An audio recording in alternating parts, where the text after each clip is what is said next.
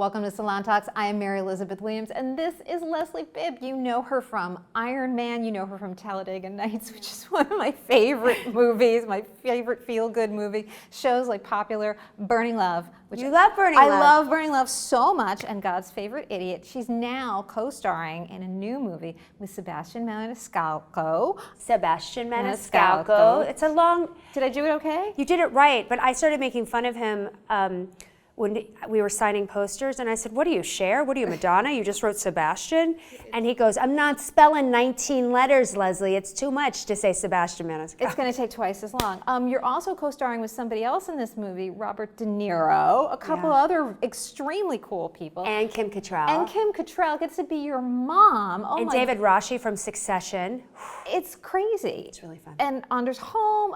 Oh my God. And Brett Dyer. And Brett Dyer, who's so funny in this. Oh who's God, amazing. He's so funny. Should we say what the movie's called? It's called About My Father, among other things. Yeah. It's a really great movie. Thank you for saying that. I love this movie so much. I feel like people keep saying, I love this movie. Everybody keeps saying it, so I'm like, do you really mean that you love it? But I think people really do. When we were doing the junket, Kimmy and I were together, Kim Cattrall and I were doing the junket, our segments together. Everybody who came in, they were like, I love this movie. I went and I called my dad, I called my grandmother, I called my grandfather, or my mother just passed away and it made me feel, because it's a real love story. Sebastian Maniscalco and Austin Earl, who's our wrote this script together. And I think, I didn't know this, but I heard at one of the screenings, Sebastian said that he and Austin sort of married up. They were sort of like these kids that didn't have, grow up with a lot of money. They have very loving parents, but not a lot of money. And then they married these girls who had parents who took them to like Aspen and this, and had all these traditions and stuff. So they were talking about it, and then they were like, we got to write a script about this. So so that's how they wrote this little ditty. And so yes, it's loosely based on his life. Yes. And the way that you came into this was you had already worked with him. I did, but it really, I worked with him. It's really a love letter to his father.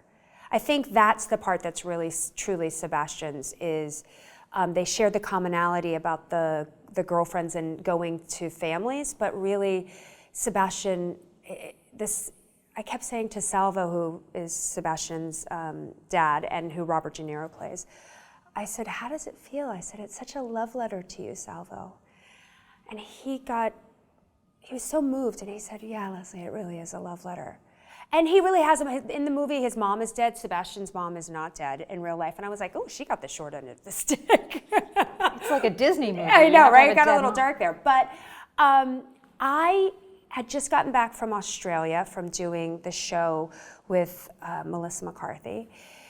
And I'd gotten back, and they were like, hey, and I went straight into another job, and they're like, we need you to come, you have to go meet a director. And it was 2021, so it was the first meeting I had in person. Because we were in a pandemic, and we were still in it. We're in the thick of it. And we met, but New York was sort of starting to come out, and life felt a little normal. It's kind of a magical summer.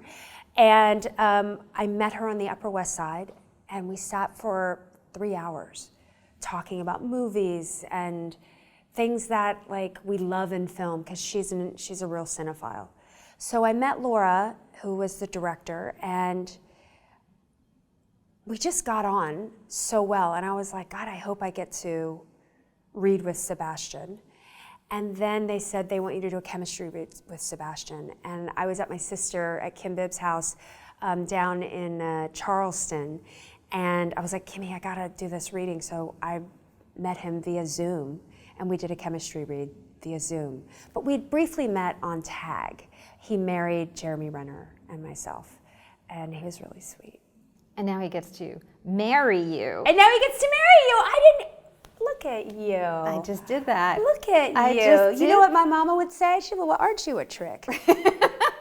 It's my favorite. I said that to somebody and they got very mad. And I was like, no, not like a prostitute trick, like a magic trick. It's a good trick. Okay, I like that. I know. Well, aren't you a trick? Thank you. I mean, I think part of why this movie is already resonating with people is because A, we all have family, we all have eccentricity, but it also, to me, feels like, and I think very intentionally, a throwback to these kind of classic culture clash movies. I mean, it clearly is nodding its head to referencing Meet the Parents, but also My Big Fat Greek Wedding. I'm so excited for My Big Fat Greek Wedding 3. I can't wait. Are you kidding me? God, I love that you love that. I love these movies so much because they're fun and they're relatable. And the little like wedding crashers, only it's not like raunchy in that way, but just like the idea of like a weekend and people coming together and comedy ensues. And everybody's different and everybody has their own eccentricity. So I want to know about that. What are the movies that influence you, the comedies that you think of when you think, oh, I want to do movies like that? I mean, Tootsie is like one of my all-time favorite. And I love like Bringing Up Baby with Cary Grant and Katharine Hepburn. I just, in the Philadelphia Story, with Jimmy Stewart too, and then those two. But they're so mean to her in it. She holds her own. It's true. She does. Okay. She's incredible. I mean, in Bringing Up Baby, when she's like, when they're looking for the thing, and they keep saying I can't think of the leopard's name or whatever, and they keep saying George. She's so remarkable, and those. And Cary Grant to me is just. His timing of everything, he's great. What else do I love? So Tootsie, I love Private Benjamin. Oh, yeah. Like Goldie Hawn was a big like staple, 9 to 5. I love Carol Burnett. Like I was saying to somebody that, when I was a kid, my sisters were older than I was, so they didn't really want me around, so I would spend a lot of time by myself and sort of in my imagination. But I would watch I think it was like on TBS, and I grew up in the country, so there wasn't, you couldn't go to your next door neighbor's house because you didn't have anybody who was that close or of your age. It wasn't like a neighborhood block. And I would watch the Carol Burnett show, and I remember thinking it was happening then. It sort of was lost on me that it was like not current, like not in the 80s. But Carol Burnett and Tracy Ullman were big, to me, like icons of like comedy that I don't even realize that it was imprinting so much on me as a child. That really did. Stripes, that's a movie. It is a movie. That I love so much. I love it.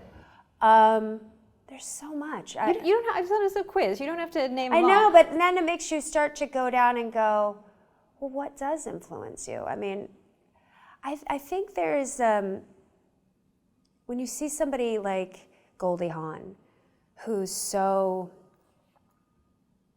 she's just an effortlessness to her when she's in that, that she's truly like on the balls of her feet, that I don't know, I think as a kid I was watching these things and realizing that they were very impactful on me. Leslie, did I hallucinate this, or are you going to be working with Carol Burnett? Yes, I am, which is crazy, right? This is insane. I know. I don't have a lot of scenes with her. It's really, but I mean, I'm working with Kristen Wiig, who is, I think Kristen's a genius. You can say the name of the new show. Huh? Okay. It's a show, well, it was called Mrs. American Pie, but now it's called Palm Royale, and it's coming out November on Apple. And it's Laura Dern, Kristen Wiig, Carol Burnett, Allison Janney, myself, which is bananas, Ricky Martin, Josh Lucas is in it. So, yeah, it's wild. And Abe Sylvia wrote it and ran the show, and he did The Eyes of Tammy Faye and did the George and Tammy show that Jessica Chastain just won. I believe she won the SAG Award for Best Actress for it. She plays Tammy Wynette and George Jones. So I don't know, it's wild. I started last year, I was working with like Melissa McCarthy, and it's just fucking crazy. Sorry, but it is. Like I literally get to this moment where I don't know how lucky I got to be in the company of these great actors as of late, but I'm so grateful, and I just want to be a sponge and absorb as much as possible. I want to ask you about that because you talk about your idol, you get to Carol Burnett, now you're working with her. You're working with Robert De Niro, who just like sets the bar for, he's won every award, he's been in every Deer Hunter. He's been in every movie, he's done comedy, he's done drama, he's the guy. And then you're also working with Sebastian. This is his first leading role. And you know what? He was so great. I can't imagine what it must be like to not only write it, it's so deeply personal, but to be number one on the call sheet. And he was truly remarkable. He was so, I would say he was such a good partner in crime because it felt like if Sebastian and I didn't have this great chemistry, if we weren't this duo that you really rooted for, you know, because we have these crazy families that sort of surround us and we're kind of like ports in a storm, and then each of our respective families are out of their freaking minds. If you weren't rooting for these two, the movie's kind of lost. And it was just easy. I don't know if chemistry is this elusive thing. You never know when like it's gonna happen, will it happen, or if you have it, it doesn't translate on film, but somehow it did on this movie. And I don't know, I really love it. I never do movies or TV shows. I always sort of find fault in them and go, oh, you should have done this better. Oh, you could have done that better. And I watch this movie and I don't have a critical eye with it, which is unheard of. Yeah, it's resonating with people. And I think one of the things I also found so sweet about it is you have these two crazy families.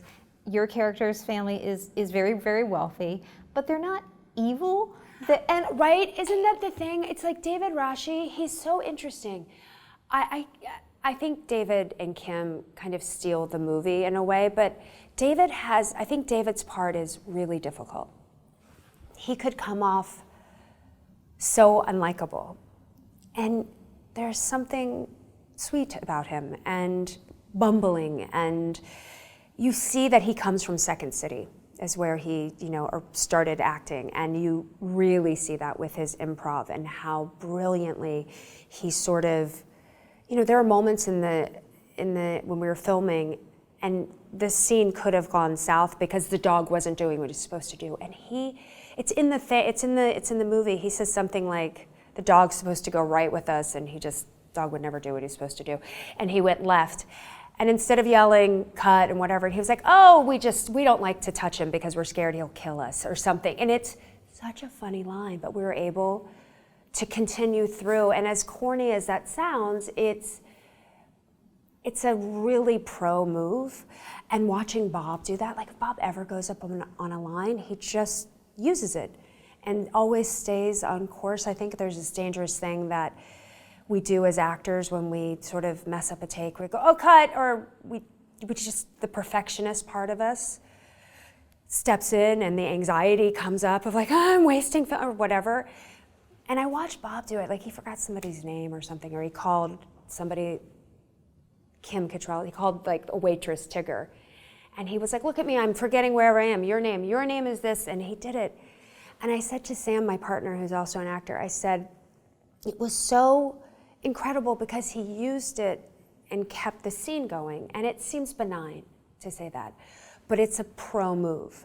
It's also a move that is fearless, because you're like, what's gonna happen? I remember Adam McKay once said to me, because I didn't go to Second City, I studied acting in New York, and it's Meisner, which is listening and responding, but I didn't study improv. But he just said to me, he said, just never stop a take. Just keep going. And he said, and don't edit yourself.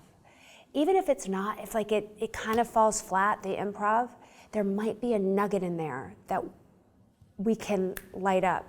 And it was really like the most incredible advice to get early on for me, because it stopped me from editing myself. It stopped me from being like, well, how do I do this perfectly? How do I stick this take so it's perfect? Because a movie is edited, and there's never a take that's perfect, from soup to nuts, from A to Z. So Yeah, and it's so interesting watching. And now you've wound up doing so much of your work is with people who are from the world of improv, and you've been able to kind of stand and hold your own ground in that company, which is incredible. I mean, sometimes I feel like I'm holding my ground. Like sometimes with Kristen Wiig and with Melissa McCarthy, I'm like, I'm just holding on for dear life. I'm like, just stay on the horse, just stay on the horse, just stay on the horse, because those women are, they're fast. It's also like sometimes I'll be in the scene and there's like a part of my body will be like, watching what's so incredible of like how they're so agile and quick, and then trying not to pee your pants and laugh when you're doing a take and screw up a take. Like, you don't want that to happen. I was gonna imagine that probably also happened a lot on this film because you're working with speaking of improv, someone who's worked in the world of stand-up for as long as he has. It's just gotta be like this all over. And it is, but he has such a dry sense of humor. He has this thing that's like sort of undercut, and so he says stuff and it tickles me. But also his face, like we just had a real dialogue, the two of us. So I would look at him sometimes, and the director's like, "What are you two laughing about?" And I was like, "I don't know. It's just, I don't know how that happened." And we got so lucky on this that I felt safe with him, and I think he felt safe with me, and we were like, a real partners in crime on this. But also, one of the first scenes we filmed was the shack when we went for lunch, and Sebastian and I had been together for a week, so it was just sort of the two of us filming. And then it's Bob, Kim, David, and Brett talking about BMs. Those two, Kim and David have this bananas chemistry that just, there was a rhythm that just started to happen, that they were improvising stuff that wasn't in the script. And Bob had this thing, he had this crazy ring that's actually Bob put on his phone, I think, which is, when it happened, I was like, what is that ring Bob's doing? And he goes, that's my dad's ring. I said, of course, because Bob spent time with the real Salvo, and it was like this little nugget that he loaded in to, to play Salvo. And as soon as it happened, I looked at Sebastian and I was like, oh, we're fine. Yeah. This movie's gonna work. And then Brett pulled out his crystals and was putting his crystals on, and it's like, you have these characters that could become like caricatures, but somehow all the actors really rooted it, and you root for them. And you start to realize that this family, though seemingly are very different, different backgrounds, different one comes from money, one doesn't come from money. They're like two different immigrant stories in a way. But what you realize is that they're both people that love their children. And I always say try to steal their lessons in a way. And but they're very similar. There's a scene that Bob and Kim Cattrall have right before a haircut. And they sort of see each other and they're like, oh, I see you. And I remember when I took Sam's mom home to visit my mother for one Thanksgiving. I live in Virginia. Sam's mom lives in New York. And I was very nervous. And I was like, they're so different. They're so different. His mother is an artist and she's wild and fun. And my mom is sort of, she's fun, but she's just sort of, worked in politics and had this 9-to-5 job, and I thought, oh, this is gonna be a disaster. I brought my best friend and her husband with us. I was like, I need a buffer. And they're stunt people and they're amazing and like the easiest humans. And I was like, this is gonna be a disaster. I was so nervous. And I remember we're sitting in the living room, and I look over and my mom and Sam's mom, Penny, are just on a couch, huddled up, having this great talk, laughing, and I was like, oh, both of our mothers are crazy. Oh, they get on, they seem different, but they're both nut jobs. And so in the Venn diagram. Yeah, they just crazy. That's cuckoo. That's where you find But very strong women, different backgrounds, different ways of growing up. But crazy was the unifying the tether for them. That's because In a good way, crazy. raising kids makes you crazy. Do you have kids? Yes. How many? I have two daughters. I know you're from a girl family. I am. How old are your kids? They're 23 and 19. And Well, they're out of the house. are they though? Oh. Are they? Are they? Maybe they're not. I feel like from that answer, they're Are they, not. Leslie? They're back home. Well, one of them's home for the summer, one of them's home. Do you like them being home, or do you need them to shoo it on away? I love them. It's kind of like when you're pregnant, and it's like you love being pregnant, but you're also ready to have this thing out of your body. Did you love being pregnant? No, I didn't. Well, I had okay pregnancy, but you love your baby, but you also I need this thing out now, and that's a little bit of I think what adult children are like. Yeah. And I want to ask you a question about that because I love that in this movie you are you are not playing 23-year-olds. You are playing people who are over a certain age and still need their parents' approval, still need their parents. Don't you always need your, my mother's not even with me anymore, and I still will sometimes go, would she like this? Or this would, I just referenced her. I was like, well, aren't you a trick? There's still, you're always thinking. I say to Sam, my father passed away when I was 3, but the story, he's sort of storied in my mind. He's like this, romantic hero. But I always look at Sam and I go, I think my dad would really like you. I think now, I even though he would be like, you living in New York? What's happening? But I think you always do. Yeah. But also too, this movie, even if you have I don't know, this is what I found. After pandemic, we spent so much time alone. I think what's nice about this film is that we realize that we do need people. We need a family. If you're lucky enough to have a mom and dad or have a parent, but if you don't have a blood family, and you can have a chosen family, but we need that. We need this. We need a community. We can't do it alone. I'm tired of doing it alone. I'm tired of Zoom. It's so nice to sit in a room.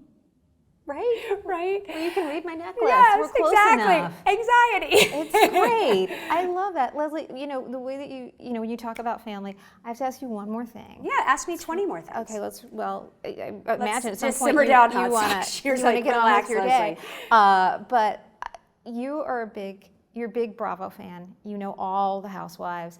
Can I tell you, I know nothing. I know almost nothing. Good. Well, you probably watch shows that are make you smarter. No, I'm not smarter than anyone else. I feel like you are. No, I'm a true pile of flaming garbage. Believe me on that. What's your garbage? What's your garbage? Oh, but my garbage is YouTube tutorials on how to do that kind of wave. Are you kidding? No, so you're learning a skill set. Oh, how dare you? How dare you?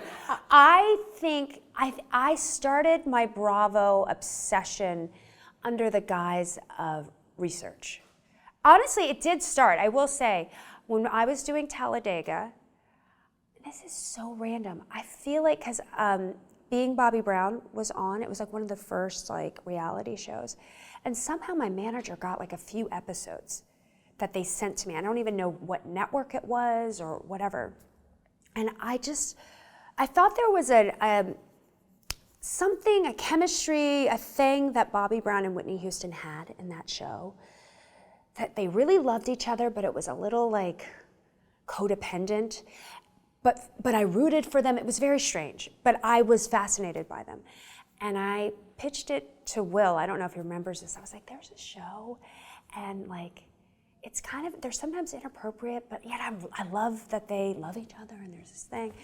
And so I sort of rooted a little Carly Bobby on Whitney Houston.